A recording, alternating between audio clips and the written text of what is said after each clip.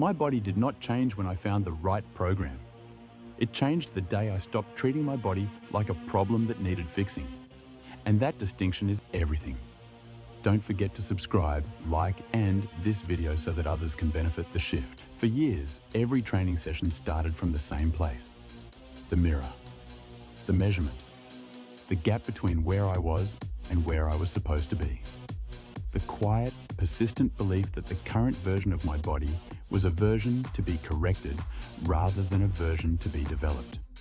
That relationship with training, where the body is perpetually insufficient and exercise is the punishment for that insufficiency, produces a specific and predictable physiological outcome that nobody in fitness content discusses honestly.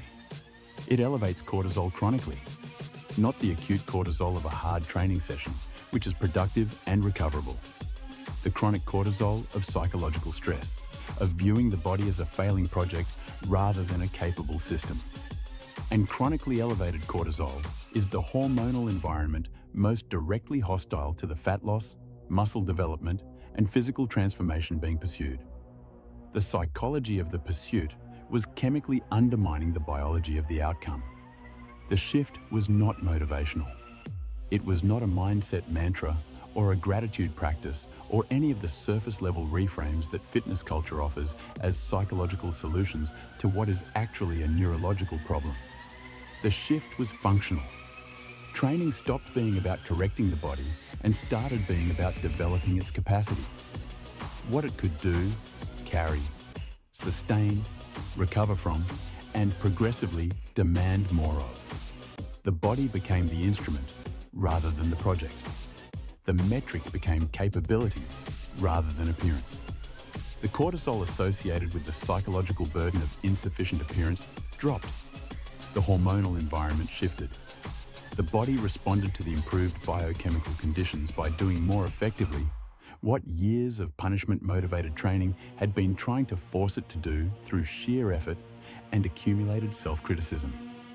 The body did not change because the training changed. The training barely changed. The body changed because the internal environment changed. Because the stress of the pursuit was removed from the equation. Because a nervous system no longer chronically activated by its own self-directed hostility became the nervous system capable of the adaptation it had always possessed the biological potential to produce. The mental shift did not inspire better training. It created the physiological conditions in which training could finally work. Conclusion: the most powerful transformation tool available is not a program, a protocol, or a nutritional strategy. It is the decision to stop training against your body and start training with it.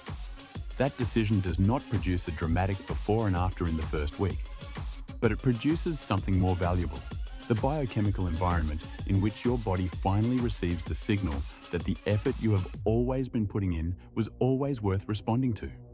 Your body was never the problem. The relationship with it was.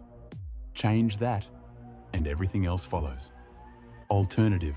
Hook. The program did not change my body. The nutrition did not change my body. The one thing that changed my body was something nobody in the fitness industry profits from telling you, and it had nothing to do with what I was doing and everything to do with why I was doing it.